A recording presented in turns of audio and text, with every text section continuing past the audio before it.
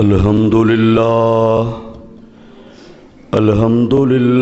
رب العالمین والصلاة والسلام علی اشرف الانبیاء وخاتم النبیین محمد وعلی آلہ واصحابہ اجمعین اما بعد فاعوذ باللہ من الشیطان الرجیم بسم اللہ الرحمن الرحیم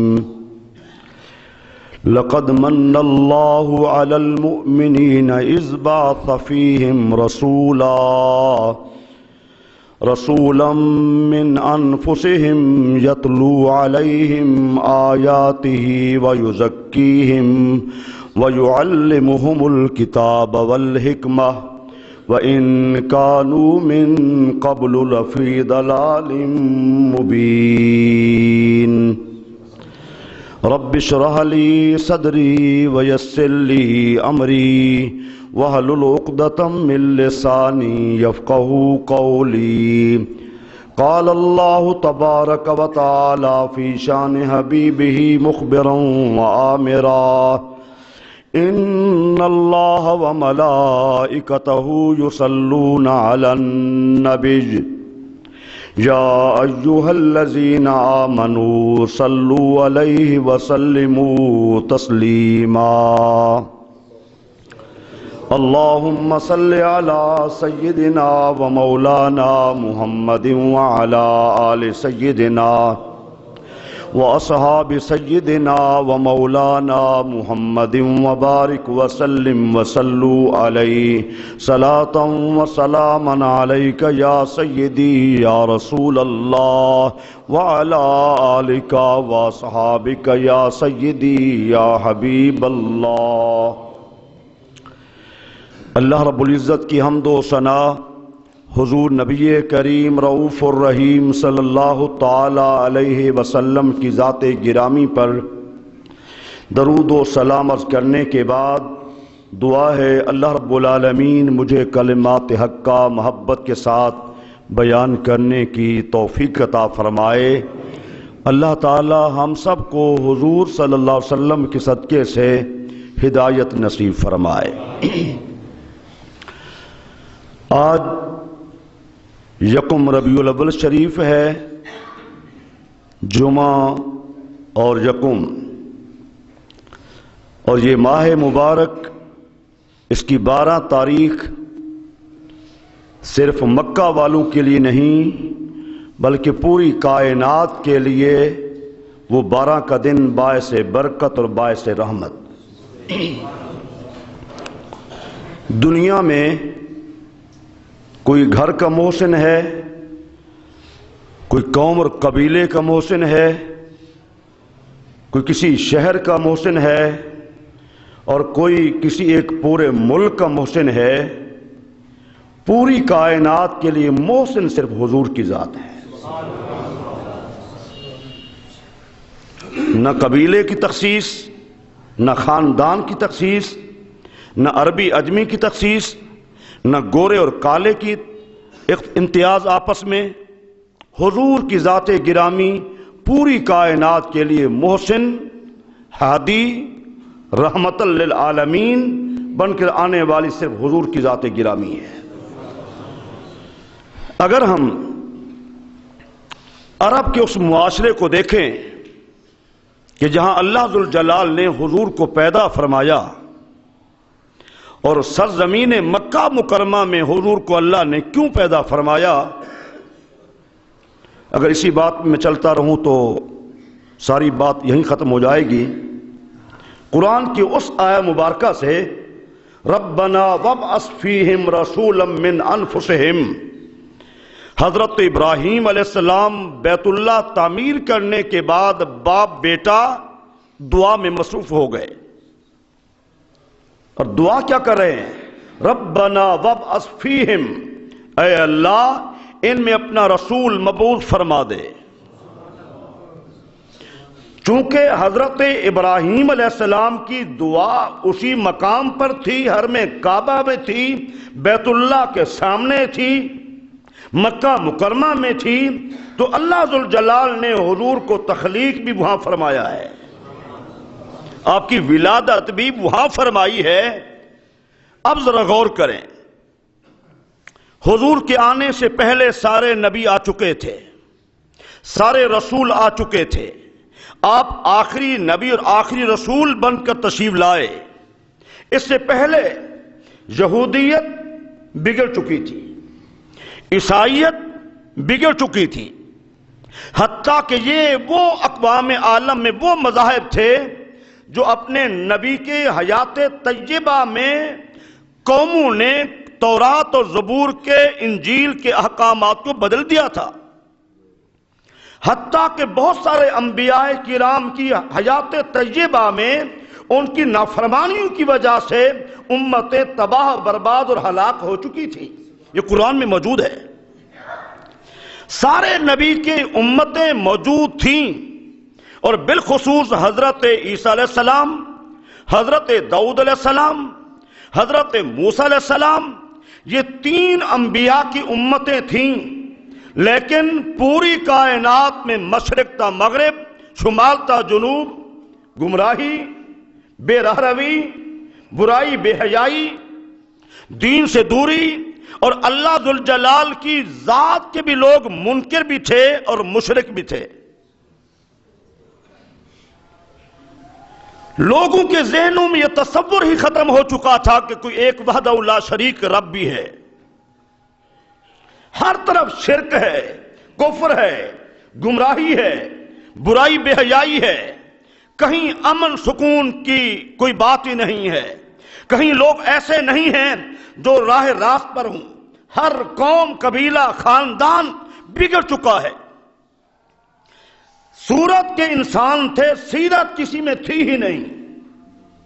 اب ایسے حالات میں حضرت عیسیٰ علیہ السلام اور حضور کے درمیان والا جو دور ہے یہ زمانہ فطرت کہلاتا ہے۔ فطرت کا دور کیا تھا اس پہ ذرا غور کرنا۔ اللہ کی عبادت نہیں، روزہ نہیں، حج و زکوٰۃ نہیں، صدقات و خیرات نہیں۔ جس بندے کا اتنا ایمان ہے کہ اللہ وحدہ لا شریک ہے وہ مسلمان تھا، مومن تھا۔ اگر کوئی اور عمل نہیں ہے، صرف اسی بات پہ یقین کامل ہے کہ اللہ وحدہ لا شریک ہے، اس لیے ہم کہتے ہیں کہ سرکار کے والدین زمانہ فطرت میں تھے اور کسی ایک روایت سے ان کا شرک ہونا ثابت نہیں ہوتا، لہٰذا وہ موحد تھے، اللہ کو ایک ماننے والے تھے۔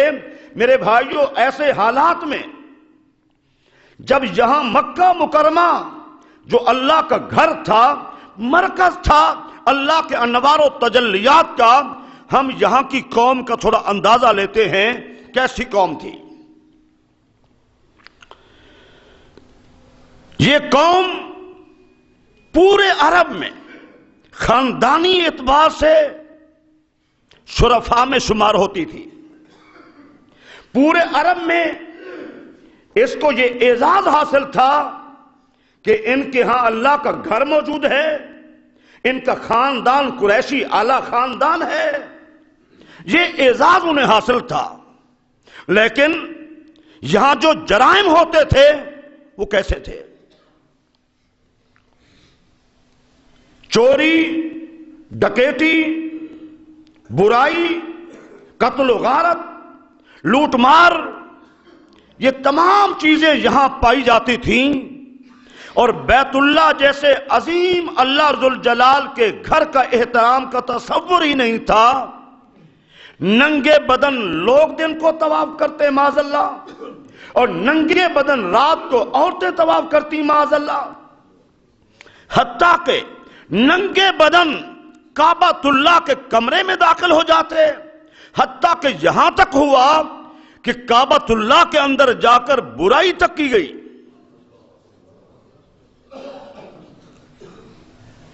اب اللہ ذوالجلال کی جب گرفت ہوئی، دونوں پتھر کے بن گئے، قوم عبرت حاصل کرتی، بجائے عبرت حاصل کرنے کے قوم نے اٹھایا، مرد کو صفا پہ رکھ دیا، اور عورت کو جس کا نام تھا نائلہ اس کو مروہ پہ رکھ دیا.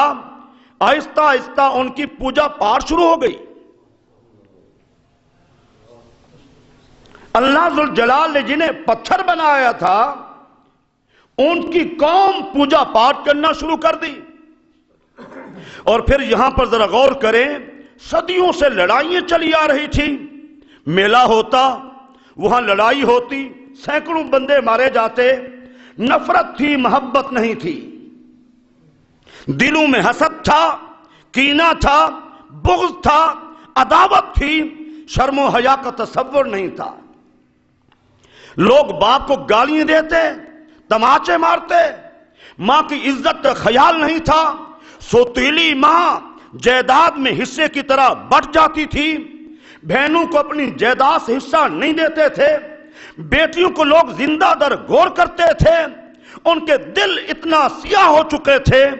میرے بھائیوں, اب ذرا غور کرنا کہ قوم اتنا جاہل تھی, اتنا جاہل تھی.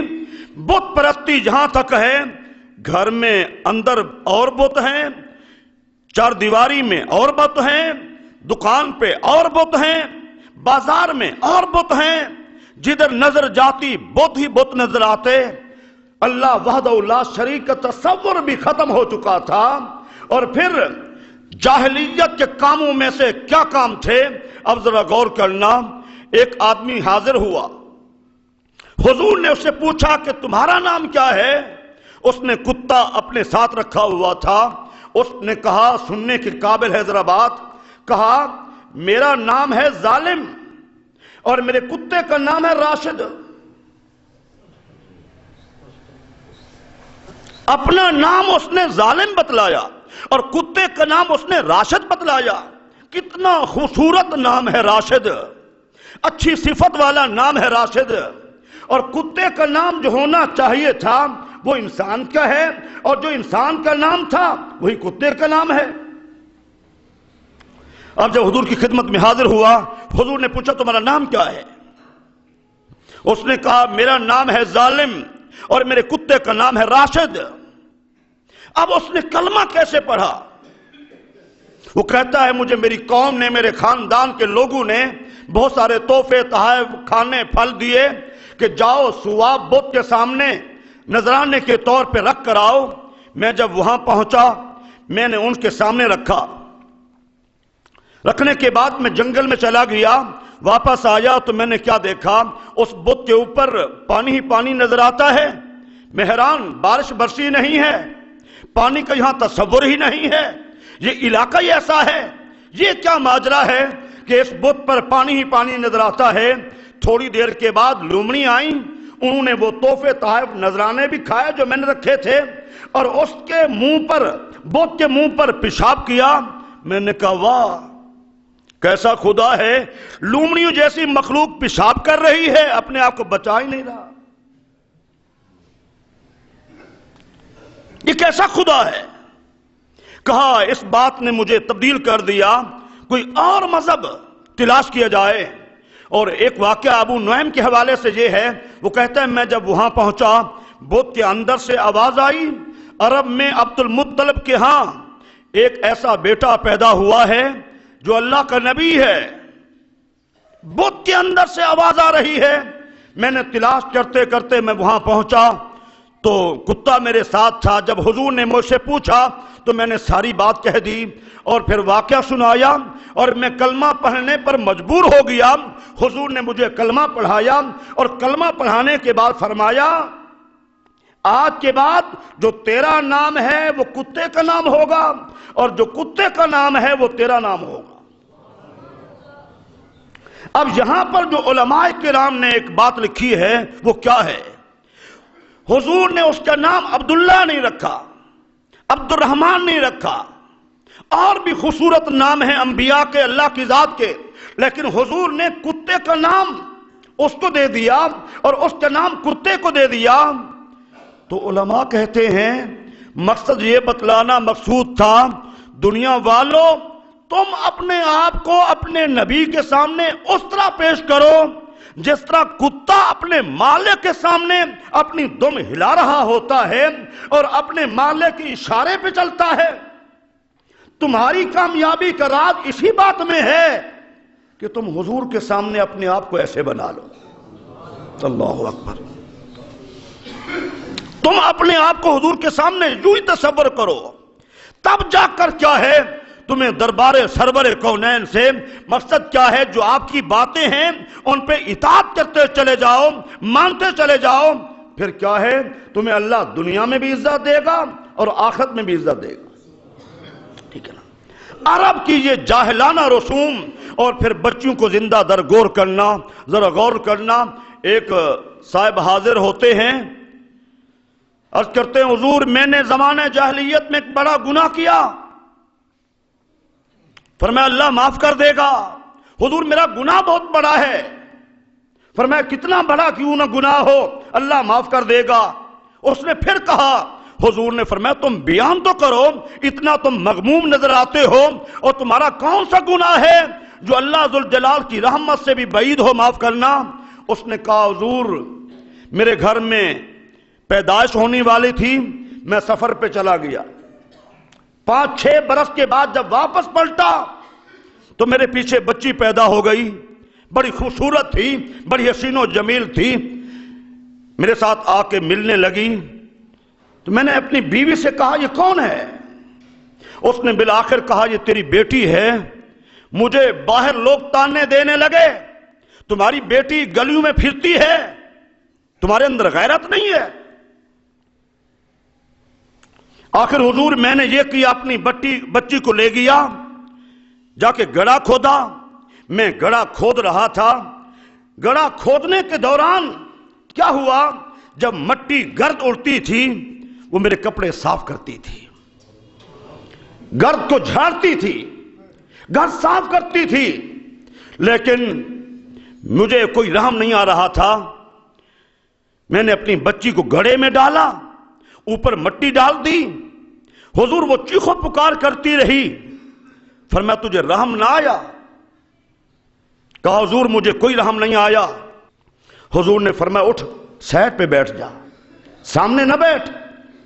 حضور مغموم ہو گئے اور فرمایا اگر زمانہ جاہلیت کے کسی گناہ پر میں سزا دینا چاہتا تو یہ بڑا گناہ تھا، لیکن میرا اللہ ذوالجلال بڑا غفور الرحیم ہے، میں پھر بھی اللہ سے کروں گا، اللہ تجھے معاف کر دے گا۔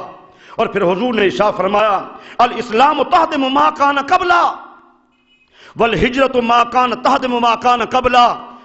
فرمایا کہ اسلام سے پہلے جتنے گناہ تھے چھوٹے بڑے، کلمہ پڑھنے کی برکت سے اللہ نے سارے معاف کر دیے۔ اور جس بندے نے ہجرت سے پہلے گناہ کیے تھے اور اسلام کی وجہ سے جس نے اپنا شہر بھی چھوڑ دیا دین بچانے کے لیے، حضور نے فرمایا اللہ ذوالجلال اس کے پچھلے سارے گناہ معاف کر دے گا۔ اسی کے بارے آتا ہے۔ اب ذرا غور کرنا، ایک اس کی وہ حالت تھی، میرے جوان ذرا غور کریں، ایک اس کی وہ حالت تھی، اب اسلام قبول کرنے کے بعد اس کی حالت کیسے بدلی ہے ذرا غور کرنا۔ صحابہ کہتے ہیں حضور تشریف فرماتے ہیں، صحابہ بھی بیٹھے ہوئے تھے، ایک صحابی آ رہا ہے، بڑے سوچ سنبھل کے قدم اٹھاتا ہے، کوئی کہتا ہے پاؤں میں تکلیف ہے، کسی نے کہا ٹانگ میں تکلیف ہے، وہ آ رہا ہے۔ جب قریب آیا پوچھا گیا بھی خیر تو ہے، پاؤں میں تکلیف ہے، ٹانگ میں تکلیف ہے، مسئلہ کیا ہے؟ اس نے کہا راستے میں کیڑیے تھیں، میں نے کہا کہیں ایسا نہ ہو میرے پاؤں کے نیچے آ جائے۔ ایک زمانہ کفر وہ تھا بھائیو، ایک زمانہ جاہلیت وہ تھا، اپنی بچی کیا دوسروں کی بچیاں زندہ درگور کیا کرتا تھا، اسے کوئی رحم نہیں آتا تھا۔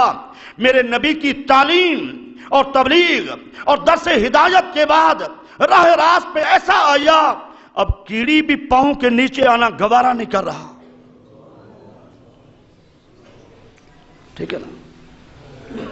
اب ذرا اندازہ لگائیں کہ ایک وہ حالت تھی اور آج یہ حالت ہے۔ اللہ ذوالجلال نے کیا ہے کیسی ہدایت دے رکھی ہے۔ میرے بھائیوں، ایسے علاقے میں، ایسے حالات میں جب بت پرستی تھی، بڑے بڑے واقعات میں نے کتابوں میں پڑھے، عرب کے واقعات اور حالات۔ ابو جہل کتنا بڑا ظالم تھا، اس کا ایک واقعہ ہے تاریخی۔ اس نے بڑی عمر ایک پیتل کے بت کو سامنے رکھ کے عبادت کی، سفر و حضر میں ساتھ لے جاتا، اور ایک مرتبہ ایسا ہوا اپنے بت سے کہنے لگا میری زندگی گزری ہے تجھے پوجتے ہوئے، تجھے خدا مانتے ہوئے، یہ معاذ اللہ حضور کا نام لے کے کہا یہ تجھے برا بھلا کہتا ہے، ہمارے سارے خداؤں کو برا بھلا کہتا ہے، اگر آج تو چلے نا ان کے سامنے ان کی باتوں کا جواب دے دے تو پھر تیری عزت اور بڑھ جائے گی۔ اب یہ لے کے چلا، چلتے چلتے وہاں پہنچا، اس نے بت کو سامنے رکھا اور حضور تشریف فرما تھے، اس نے اپنی باتیں کہنا شروع کر دی۔ زندگی گزری ہے تجھے پوجا پاٹ کرتے ہوئے، اپنا معبود مانتے ہوئے، اس معاذ اللہ سم معاذ اللہ حضور کا نام لیا کہ یہ تو برا بھلا کہتا ہے، آج تو انہیں جواب دینے ہیں۔ علماء کہتے ہیں اب وہ تانبے کا بت، پیتل کا بت تھوڑا سا حرکت کرنے لگا، سارے چودھری وڈیرے مکہ کے کافر ابو جہل، ابو لہب، عتبہ، شیبہ بڑے خوش ہو گئے کہ آج ہمارا کام ہو رہا ہے۔ جب سارے خوش ہو گئے اس نے حرکت کر لی، اس کے اندر سے آواز آئی لا الہ الا اللہ محمد رسول اللہ، اللہ اکبر یا رسول یا اس کے اندر سے یہی آواز آئی، ٹھیک ہے نا۔ میرے بھائیوں ذرا غور کرنا، ابو جہل، میں نے ایک جمعہ پہلے بھی کہا تھا کہ ابو جہل حضور کا دشمن ہونے کے باوجود حضور کی سیرت کا اس طرح قائل تھا، وہ کہتا ما رأیت محمدن امینا فی العرب، میں نے پورے عرب میں ان جیسا امانت دار کوئی نہیں دیکھا۔ ما رأیت محمدن صادقا فی العرب، میں نے پورے عرب میں ان جیسا سچا کوئی نہیں دیکھا۔ میرے بھائیوں حضور سے پہلے انسان تھے صورت کے، ان میں سیرت نہیں تھی، یہ ظالم تھے، ڈکٹیٹر تھے، یہ قاتل تھے، یہ زانی شرابی تھے، یہ عیاش تھے، یہ دنیا میں بد عمل قوم تھی۔ کیا ہی وجہ ہے میرے رب ذوالجلال نے حضور کو ایسی زبان عطا فرمائی، ایسا اخلاق عطا فرمایا۔ آج یہود و نصارہ ڈنڈورا پیٹتے ہیں اسلام تلوار سے پھیلا ہے، نہیں، حقیقت یہ ہے اسلام تلوار سے نہیں پھیلا، اسلام تو میرے نبی کے اخلاق سے پھیلا ہے۔ ایک آدمی کو حضور نے دین کی دعوت دی، اس نے کیا کیا، حضور کے نازک چہرے پر تھوک ڈال دی۔ جب تھوک ڈالی تو کیا ہوا، اب کوئی ہم میں سے ایسا کرے تو نہ جانے حالات کیا ہو جائیں گے۔ ایک میرے نبی کی ذات گرامی تھی، حضور نے اسے فرمایا بھائی اب تو تیرا غصہ ٹھنڈا ہو گیا ہوگا، اب کلمہ پڑھ لے۔ اللہم صلی علی سیدنا و مولانا محمد وعلی آل سیدنا و اصحاب سیدنا مولانا محمد مبارک وسلم وصلو علیہ۔ فرمایا اب تو تیرا غصہ ٹھنڈا ہو چکا ہوگا، اب کلمہ پڑھ لے۔ میرے بھائیوں عرب کے رسم و رواج کو مٹانا کوئی آسان نہیں تھا، عرب کی گمراہی کو ختم کرنا کوئی آسان نہیں تھا، جاہلیت کے دور میں ہدایت کا بیج بونا کوئی آسان نہیں تھا، اس کمینہ فطرت لوگوں کو بدلنا کوئی آسان نہیں تھا۔ یہ سب کیا ہے، قرآن کہتا ہے، فرمایا ربنا وابعث فیہم رسولا، حضرت ابراہیم کہتے ہیں اے اللہ انہیں اپنا نبی بھیج دے جو انہیں تعلیم بھی دے، انہیں پاک بھی کرے۔ میرے بھائیوں میرے نبی نے ان کو پاک کیا، ان کے ظاہر کو پاک کیا، ان کے باطن کو پاک کیا، اور کیسا پاک کیا، یہاں ایک مثال دینا چاہتا ہوں۔ علامہ کاظمی شاہ صاحب رحمۃ اللہ تعالی علیہ، آپ سے کسی نے سوال کیا اس کے متعلق کہ اللہ حضور کیسے پاک کرتے ہیں، آپ بھی؟ فرمایا ہاں، فرمایا پاک ہونے کے دو طریقے ہیں، کپڑا پلید ہو گیا، یا تو کپڑے کو لے جائیں گے پانی کے پاس، یا پھر پانی کو لے آئیں گے کپڑے کے پاس۔ اگر کپڑا ادھر ہو پانی ادھر ہو، درمیان میں خلا ہو، یہ کپڑا پاک نہیں ہو سکتا۔ یا تو پانی قریب کریں گے کپڑے کے، یا کپڑے کو پانی کے قریب کریں گے۔ بس سمجھنے والی بات یہ ہے کہ امت تھی ناپاک، پاک وہی ہو سکتا ہے جو حضور کے قریب ہوتا ہے۔ سمجھائی کی بات؟ یا پھر اگر امت قریب نہیں ہوتی، ادھر سے کرم ہوتا ہے، ادھر سے فضل ہوتا ہے، تو پھر حضور جب امت کے قریب ہوتے ہیں تو پھر کیا ہے، بھٹکے ہوئے لوگ آپ دیکھتے ہیں، بڑے بڑے بدنام زمانہ شخص لوگ آپ دیکھتے ہیں، اور برے کریکٹر کے مالک لوگ آپ دیکھتے ہیں، وہ راہ راست پہ کیسے آ گئے؟ جب ادھر سے کرم نوازی ہوتی ہے تو پھر معاملات بدل جاتے ہیں۔ تو میرے بھائیوں، عرب کے سرزمین کو کیا، دنیا کائنات کو جس ہستی نے راہ راست دکھلایا ہے، سیدھا راستہ بتلایا ہے، اللہ کا تعارف کرایا ہے، یہی وجہ تو ہے لوگ اللہ کی باتیں کرتے ہیں۔ اور مجدد الثانی رحمت اللہ تعالی علیہ برے صغیر پاک و ہند میں آپ غور کریں، ان کا فیض نظر آتا ہے، سلسلہ نقشبندیہ میں ان کا بڑا فیض ہے۔ ان کے آپ فرماتے ہیں ہم نے تو اللہ کو پہچانا ہی اس وجہ سے ہے کہ حضور کے رب ہیں، حضور کے رب ہونے کی وجہ سے۔ ہمیں کیا معلوم تھا کہ اللہ کون ہے؟ اگر یہی بات تھی تو عرب کے لوگ جانتے، اللہ کا تعارف تو حضور نے کرایا ہے۔ اگر ہم حضور کو چھوڑ کر اللہ کو پالیں گے، ایسا نہیں ہو سکتا۔ اللہ کو تب پا سکتے ہیں جب درمیان میں واسطہ وسیلہ اعظم حضور کی ذات کے ساتھ تعلق ہوگا۔ ہم سے گمراہی تب دور ہو سکتی ہے جب ہمارا تعلق حضور سے ہوگا۔ جب حضور سے تعلق ہو جائے گا، ارے وہ عرب کے بڑے بڑے کافر راہ راست پہ کیوں آئے؟ ان کا تعلق پہلے حضور سے ہوا، پھر رب سے ہوا ہے۔ اللہ میرا آپ کا ہادی و ناصر ہو، حامی و ناصر ہو۔ اللہ تعالی ہم سب کو حضور کی عظمت سمجھنے کی توفیق عطا فرمائے۔